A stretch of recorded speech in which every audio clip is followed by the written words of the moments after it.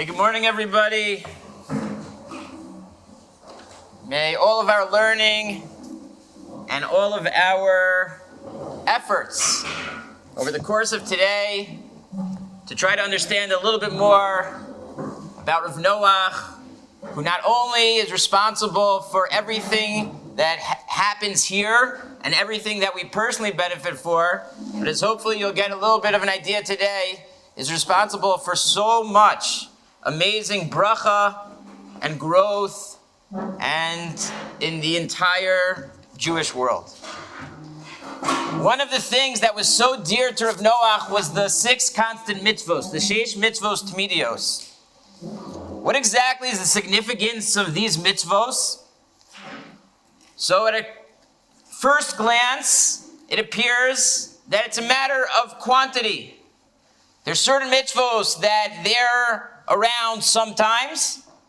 Their time is less. But there's other mitzvos, 6 constant mitzvos, that you do all the time. Or you're supposed to do all the time. You can do all the time. And there's more of those mitzvos in quantity. They last through the entire day. But Rav Noach correctly understood differently. The 6 constant mitzvos, the sheish mitzvos tmidios, are qualitatively different than all of the other 613 mitzvos. And to understand that, you have to take a step back and ask, why do we do mitzvos? One of the biggest problems in the Jewish world today is that people are performing mitzvos, they're learning Torah, and they're feeling completely unfulfilled. They're feeling so empty. Why is that? So if Noach used to say is because their approach to mitzvos is completely off. They understand that their purpose in this world, Hashem put them in this world to do mitzvos. Their purpose in this world is to learn Torah. And that is completely a mistake. The purpose in this world for every human being is to develop a deep and genuine, authentic relationship with Hashem. Torah and mitzvos are tools. They're the tools that Hashem gave us to establish that relationship. And there's no other better tools in this world than the Torah and the mitzvos that Hashem has given us. But when you look at Torah and mitzvos as the goal, as opposed to the tools, it completely gives you the wrong attitude and feeling when you perform those mitzvos and learn that Torah. You know, many people say, when they first come to Aish Torah, let me first develop my relationship with Hashem.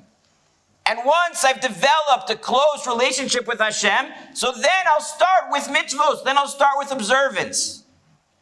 Rav Noach used to say, there's something flawed with that.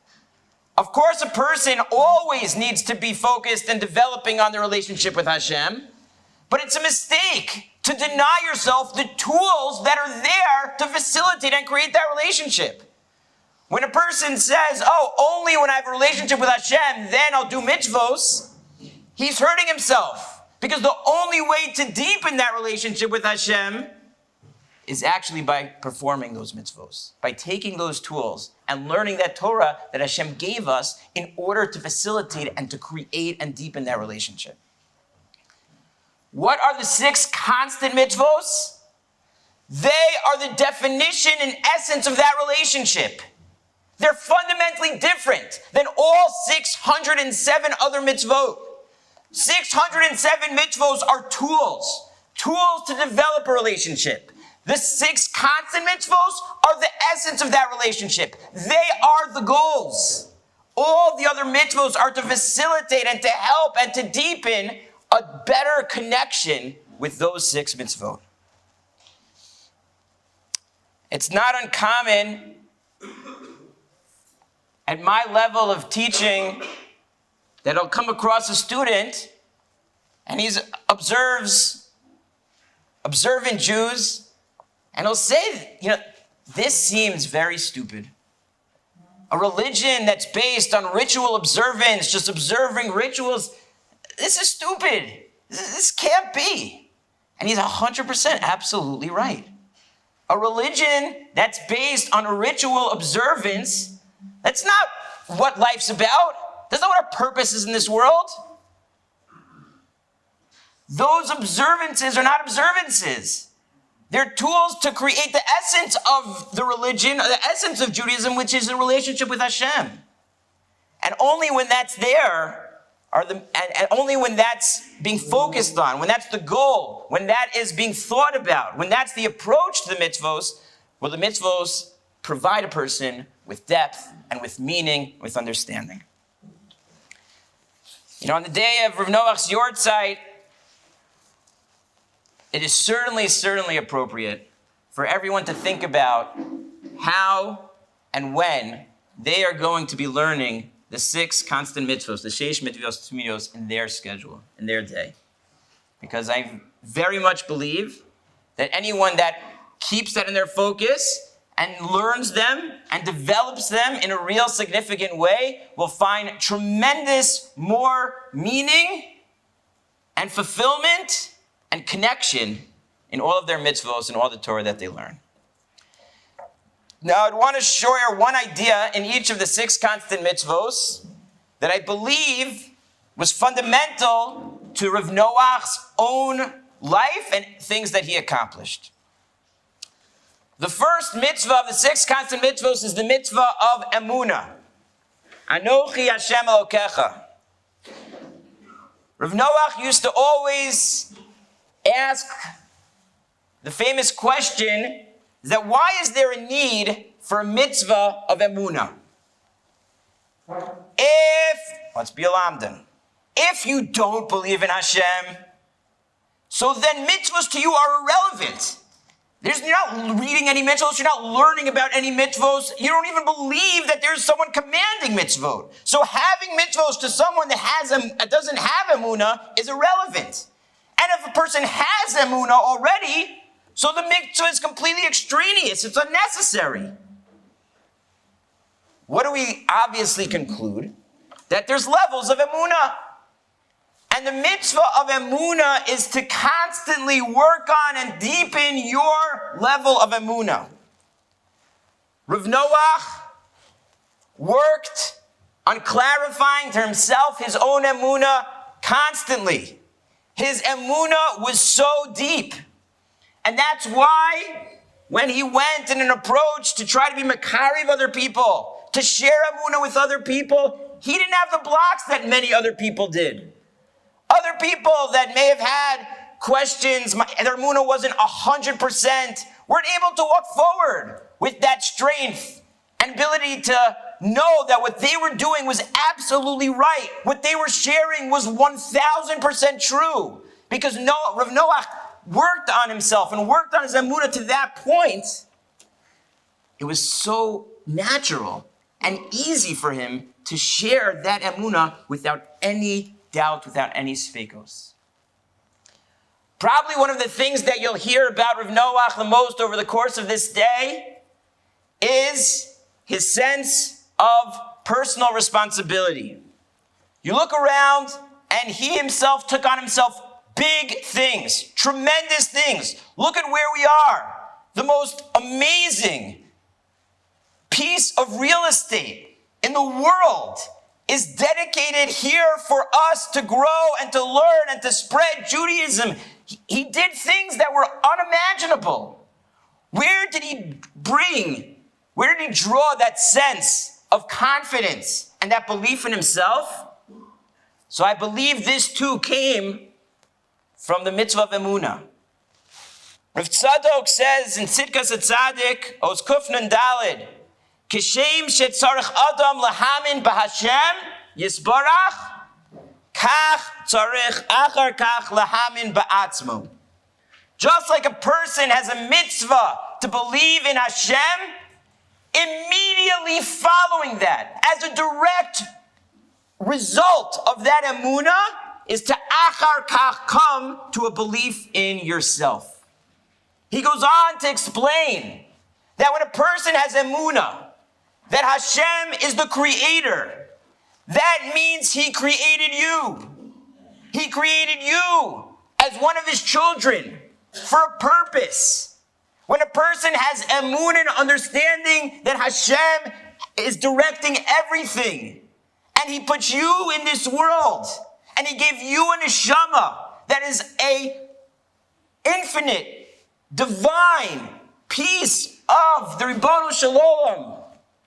And that's within you. And you have that inside of you. So then you have to know that you have a purpose. And you have an amazing, incredible ability to do your purpose. Hashem is there watching. Hashem is there guiding. Hashem is there in control of everything.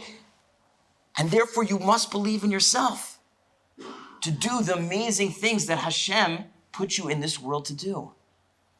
Rav Noach had that tremendous emunah in himself because he had developed such a tremendous emunah in Hashem. People say that when they stood before Rav Noach, they felt that Rav Noach believed in them more than they believed in themselves. You know why that was true? It was true because Rav Noach had more emunah in Hashem than you did. And his emunah in himself was the same emunah that he had in you. Because it all flowed from his emunah in Hashem. His belief in Hashem caused him to believe in himself and the neshama that was inside of him. And it caused him exactly on the same level. That when he saw you in front of him, he saw that you could accomplish just as much as he could. He had no doubt. And he did believe in us more than we believed in ourselves. Because his emunah in Hashem was bigger than our emunah in Hashem was.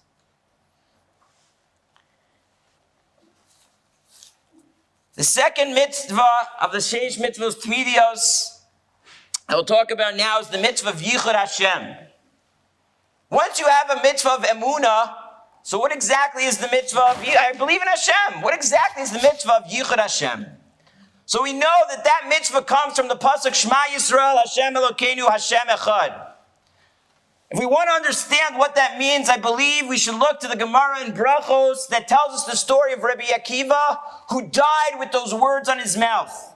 Rabbi Akiva was taken by the Romans, killed, tortured in public, and died reciting the words Shema Yisrael Hashem Elokeinu Hashem Echad. And the word Echad was on his lips as he died, the Gemara says. Rabbi Akiva teaches us two tremendous things about the idea of Echad. The idea of Echad, I believe, is a mitzvah that we're constantly supposed to not just live with emunah, but live with the understanding of Hashem Echad, that everything is part of one process. Everything is part of one story. When we say Shema, we say Shema Yisrael Hashem. Hashem is the name of Rachamim. Elokeinu. Elokim is the name of Din. So many other religions believe in the concept that there's two forces. There's good forces and there's bad forces. There's good gods and there's bad gods. When we say Hashem Echad, we are not only saying that it's all one. The Rachamim and the Din is all Echad. It's more than that. We are saying Shema Yisrael Hashem Elokeinu Hashem Echad. It's all Rachamim. Kol de Avid Rachmana Litav Avid was quoted by Rabbi Akiva. When Rabbi Akiva went through things in his life and got kicked out of a city, had no place to live. And his only rooster that he had for Parnasa got killed. And his donkey that would take him from place to place was also dropped dead. The only candle that he had to give him some life blows out in the woods. And he goes again, saying nothing but, Kol de Avid Rachmana, Hashem, Rachamim, Litav. This is all part of his Rachamim. This is all part of one story. I don't see how it's good. But the idea of Echad is living with the idea that it's all one. It's all part of one expression of Hashem's goodness in my life. That's on a personal level. On a national level, when Rabbi Akiva dies, the Gemara in Brachos says that the Malachim challenged Hashem and said, Zu Torah v'zu schara. This is the reward for a person that dedicates themselves to the Ribono Shel Olam and his Torah. Hashem says, shtuk. Quiet. I don't want to hear another word from you. And the Medrash, when it brings down this story, adds a line and says, Hashem says to the Malachim, if you say another word, I will return the world to tohu vavohu. back to the beginning, tohu vavohu. Why tohu vavohu? So this can be explained based on the following mashal. There was once a king, and the king wanted to have a beautiful royal garment. And he asked all the tailors to present a plan, and one tailor won the competition. He was bestowed and given gold and silver and diamonds and silks and velvets and anything that he requested to build that, to create that cloak for the king. And he made an amazing garment. And the king loved it dearly. Some of the other tailors that were jealous of this tailor that won the competition, they started spreading rumors. When that tailor made the cloak for the king, he stole some of the silks. He stole some of the diamonds. He stole some of the gold threads. And when word got back to the king that this tailor stole from him, he brought that tailor into the palace. And he says, there's a tremendous taina, a tremendous claim against you that you stole from the royal funds when you made me this garment.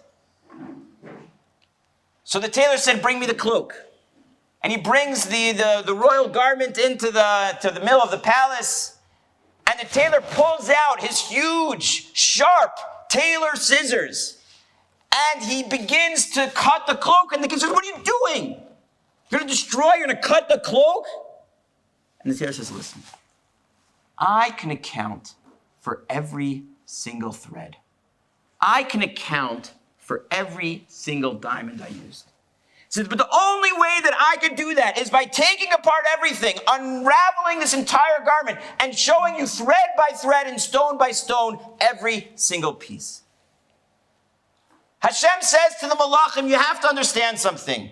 You see Rabbi Akiva dying right now, being tortured, and you say, how does this fit in to what Hashem wants in this world? You have to understand. This world began from a place of tohu vavohu. It's going to a place of the coming of Mashiach. And every spot in history along that story is a piece of that amazing unfolding story. And unless you kind of take the world back to tohu vavohu, Hashem says, I could show you how everything fits together. But then you have to have my perspective, all the way from tohu vavohu, from the beginning of time till the end of time. Yud Kei Vav Kei is the name of Haya, Hove, V'yiyah, past, present, future, all merged into one. And that's what Hashem was telling the Malachim. Rabbi Akiva died with this word on his lip, Echad, which has two messages, I believe, that was fundamental to Rav Noach. Rav Noach viewed in his personal life, everything was Echad. Everything was part of some message that Hashem was trying to show him. He always was looking at the things that happened in his life and saying, what is Hashem telling me? What is the message that Hashem is telling me right now with this thing in my life? Because if this thing is happening in my life, it's part of Echad. It's part of Hashem's love and compassion and rachamim for me. What is the message? How does this fit in? But it wasn't just the way that he looked at his personal life. It was the way that he looked at the story of the Jewish people. It was amazing to hear Rav Noach paint that picture. He looked and understood this world as an unfolding story, a saga that began with Hashem creating a world that he yearned to be filled with his presence. A story of ups and downs, sins and redemption, until the Jewish people came onto the scene. Avram Avinu stood up, the first Jew, but not the first to believe in Hashem. What was unique about Avram was that he was the first one to share Hashem, to bring Hashem to places that were dark. And Hashem said, Avraham, you're my man. I promise you a land. I promise you a people, because what one wandering Jew cannot fulfill alone, one nation of Avram Avinu's in one homeland can. So the bris and the promises that Hashem makes to Avram Avinu are for this purpose, to help him to achieve his mission. And we go throughout history with the ups and downs of Klal Yisrael. We go through history with the ups and downs of Eretz Yisrael. And when you look at Klal Yisrael and Eretz Yisrael miraculously riding the waves of history, it's because the whole story of the whole world is about these people. This nation of Avram Avinu that is on part of a process from the beginning of time until the end of time to bring and to fill this world with Hashem's glory. Rav Noach saw that story was in front of Rav Noach always. And at every stage he was asking us, so what's our chapter in that story? What role can we play in that magnificent story of the Jewish people? What do the Jewish people need to be doing now? What do I need to be doing now? What do we as an organization do now? How are we going to continue that story? And it was that perspective, I believe, that all flows from Yichud Hashem, understanding that it's all one, that everything comes from Hashem, that caused him to ask himself that question. Not, am I doing what's good? This room is filled with people who are doing what's good, learning Torah, doing mitzvos. But he asked himself, what's needed for that story? What's needed to get to the Jewish people to that next chapter?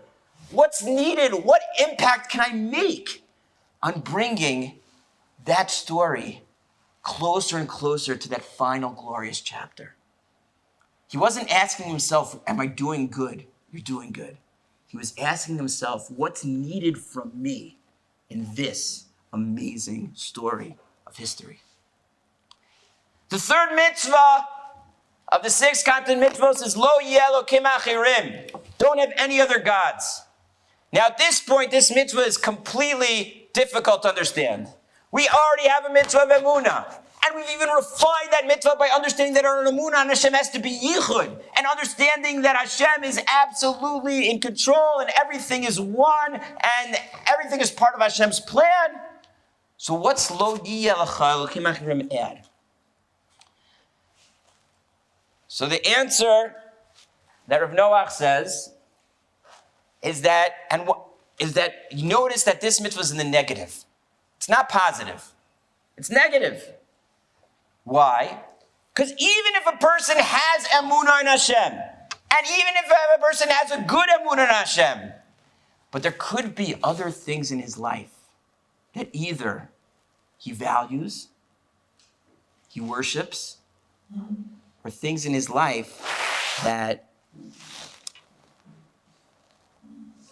he gives value to. And the mitzvah of Lo yeh elokim achirim means that you have to understand that there's nothing else. There's nothing else of value, nothing else of significance, nothing else that is real except for Hashem. And then, when you have that perspective, that you looked at Rav Noach and he was so dedicated to what he felt was his mission, to his role in that story. That dedication came from because Lo yeh elokim achirim, there was nothing else of value, nothing else of truth but this mission, to bring more godliness into this world, to bring people closer to God. There was nothing else of value.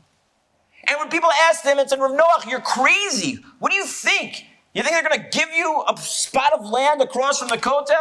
You think that people who are secular are going to say like, no, I want a life of like keeping Shabbos and eating kosher food? You're nuts. They used to call him crazy. But he said, but there's nothing else but Hashem. There's nothing else to rely on but Hashem. The way that he used to view himself, he used to talk about a big crane. Imagine a big crane holding a big stone. And you have a guy underneath kind of like pushing that stone and moving it around. And moving it around. And you're like, wow, that guy's amazing. He's moving his hand, doing nothing. The crane is doing everything. I'm just directing it a tiny bit. Lo yeh elokim achirim. There's no other force, and therefore you can do such big and huge things. You should be so dedicated to the things that you believe in. Nothing else should be a priority. And you really can have a feeling that you can do huge and big things. Because there's no other power and nothing else getting in your way. The other mitzvos of the 6 constant mitzvos are Avas Hashem and Yiras Hashem. I think the best way to understand how these mitzvahs fit into Rav Noach's philosophy was when I was learning here in the Kollel, and we had a Vad in the Rosh Yeshiva's office. It was a little bit more messy than it is today, I remember. And you sat there in front of Rav Noach, And he looked us straight in the eyes, and he said, "You are not from." And that was insulting. Because speaking for myself, I definitely felt that I've made a lot of decisions in my life to do more mitzvos, to learn more Torah. And those decisions weren't always even easy, required sacrifice. And here I go before Noach, and he says, "You're not from." So he explained himself. He said, "You might be observant, Nachman, but being religious means that you have a relationship with Hashem. What is the definition of that relationship? The most basic part of that definition is that you love Hashem." Okay, so let's talk about love for a second. You love Hashem. If there's someone in this world that you love, so first of all, the Rambam says in the mitzvah of Avas Hashem, he says that part of the mitzvah is Shenikra kol b'nei adam lavodaso yisalu le'emunah, that you'll call other people to have emunah on Hashem and to serve Hashem. Shekem imat ahoev mishu, if you love someone, you love your sports team, you love your celebrity, pick the thing that you love. Tihalalenu, you praise it in front of other people. Tishabchenu, tikra b'nei adam lavodaso, so you try to convince other people. Don't you also want to like this group? Don't you also want to like this team? Don't you think my team is the best? You'll argue and you'll explain, you'll try to bring people in. That's a natural expression of love. And anyone who's honest can see themselves doing that in the things in the life that they love. Don't you love this clothing? Isn't this amazing? Don't you love this music? Don't you love this food? You want to show it to everyone? Take pictures of your food. It's so good. I love it so much. I want to show it to you. That's a natural expression of love. So if you loved Hashem, naturally you would be sharing it with others. Naturally you would be trying to show other people how amazing it is. That's a natural expression of love. And you know what else is an expression of love? When I go home at night, and I would come home, story number one is I arrive at home, my wife looks a little bit tired, and she says, "Nachman, can you please wash the dishes in the kitchen? I'm really tired. It's been a rough day." And she asked me to do that. I say, "For sure, no problem. I'm a good husband. I went to Rev Berkut Shalom Baisvad. I know that the answer to that question is yes." So I go and I wash the dishes and we have a good night. Story number two is I open the door and my eyes are open and I'm looking around. And I try to, because I love my wife, looking around and trying to see what's going on, how have things been. And I see her standing there. I can tell she's tired. I look around the house. What can I do? What can I behold? I see dishes in the sink. And I say, "You know what? Go sit down on the couch. It looks like it's been a hard day.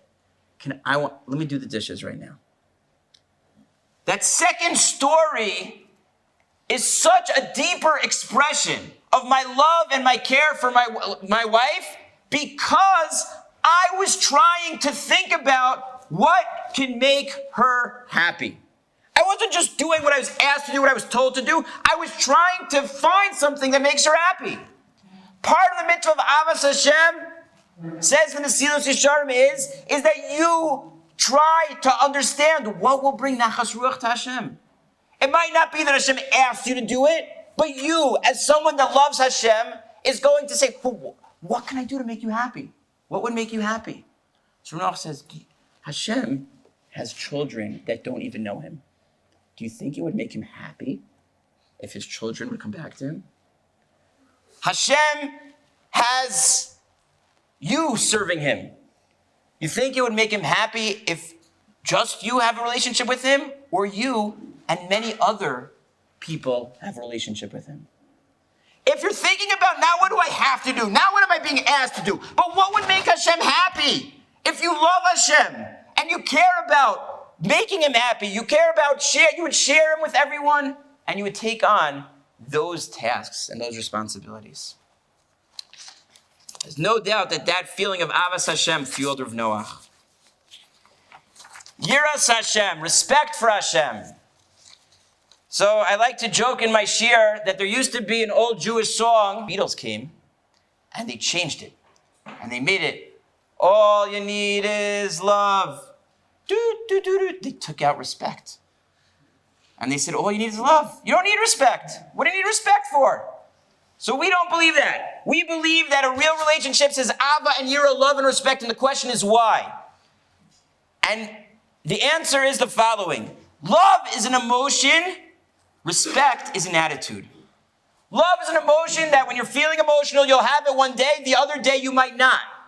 Respect is an attitude, and an attitude can be completely stable. Even when the emotion is not there, even one day when you're not feeling it, you still respect this person, even when you might not feel so in love with them. What does that allow for a relationship has respect as well as love? A few things, but I want to focus on one. When a relationship is all about love and that's it, there's amazing moments of love. You feel so good, you feel so connected. And then that love goes away. Then you make mistakes. You might say something hurtful. You might go and do something disloyal. Oh, and then it breaks. So you got to rebuild. And you rebuild love, and you rebuild love, and you rebuild love. And you have this constant thing of love breaking and rebuilding. Breaking, rebuilding, breaking, rebuilding. When you have respect, that keeps things stable. That when now one day the love is not there, but the next day, even though the love is not there, I'm still respect you. I still am committed to you. So then things don't break. And then instead of rebuilding, when the next stage of love comes around, you're building on it. You're not rebuilding, you're building higher. Respect allows for the stability of the relationship to continue and maintain when that love is not there, so that when those times the love is there, it's not like you're just rebuilding again. You're building higher and more and stronger, deeper and deeper and deeper love, because it's founded on respect. How did Yiras Hashem play out, I believe, in Rav Noach's pursuits? Number one is that when you respect Hashem, so then if you see people that are disrespecting Hashem, that are ignorant of Hashem, ignoring Hashem, that bothers you. How could you be disrespecting something that I have so much respect for? And that certainly was part of Noach's language. Look at the Chil Hashem. Look at the disrespect to Hashem. How could you sit there and do nothing if you have any basic respect and Yiras Hashem? But I believe it was also a sense of Yiras Hashem that kept him going.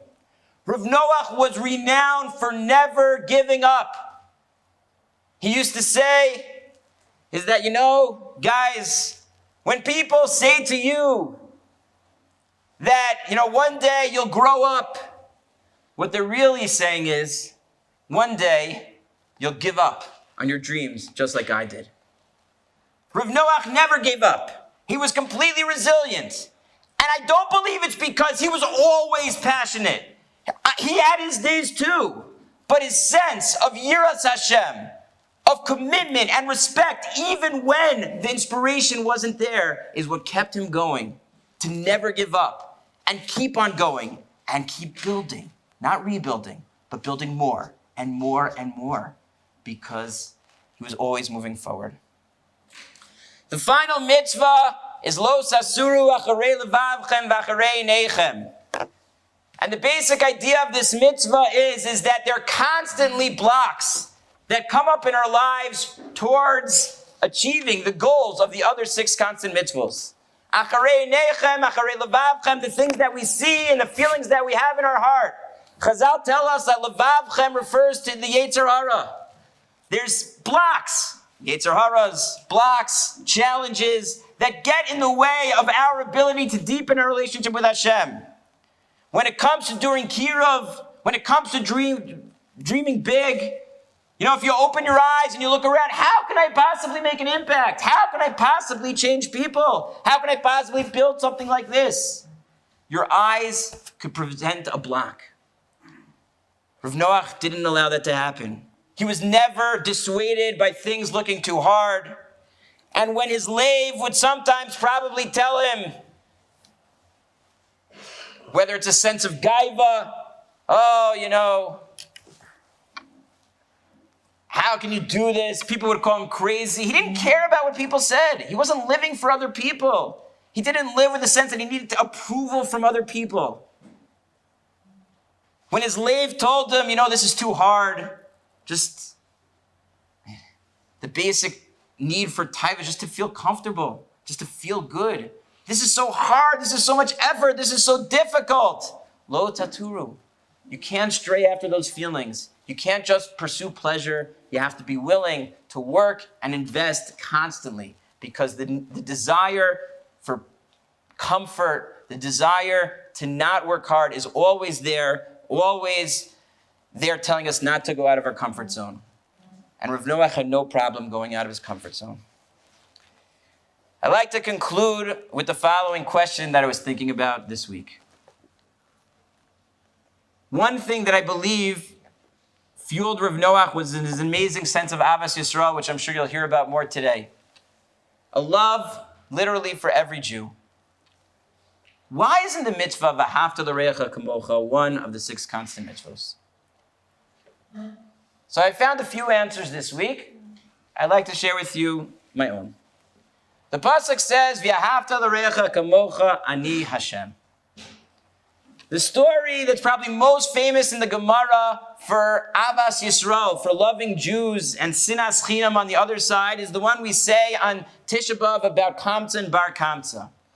There was a host who wanted Kamsa to come to his Su'udah. And instead of Kamsa coming, Bar Kamsa came.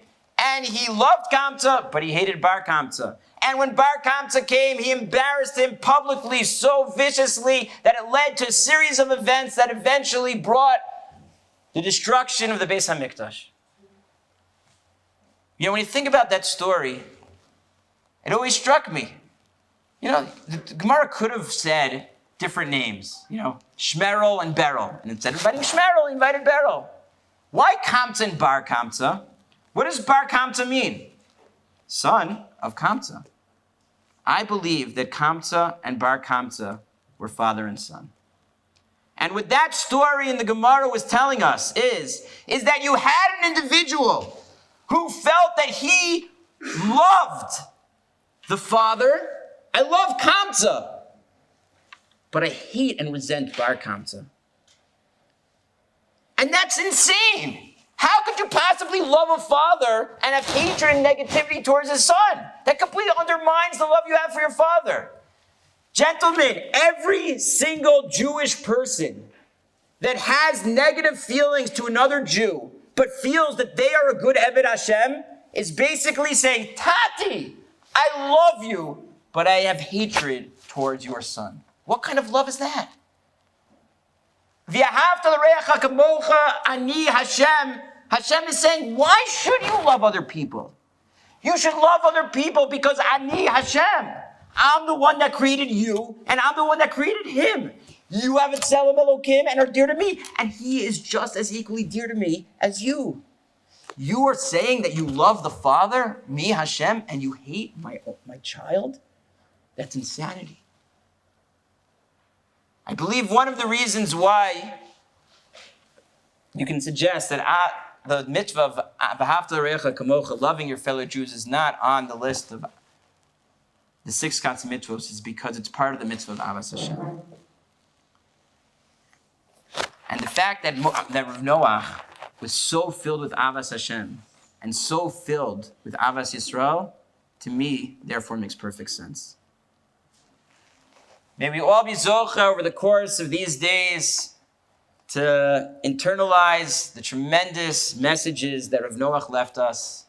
And if we're zocha to just internalize even a little bit of Rav Noach's Avas Hashem, Rav Noach's Avas Yisrael, Mirz Hashem will be able to play our roles in the future of the Jewish people in that incredible, amazing story of Hashem Echad, and see the building of the Beis HaMikdash from here, Amen.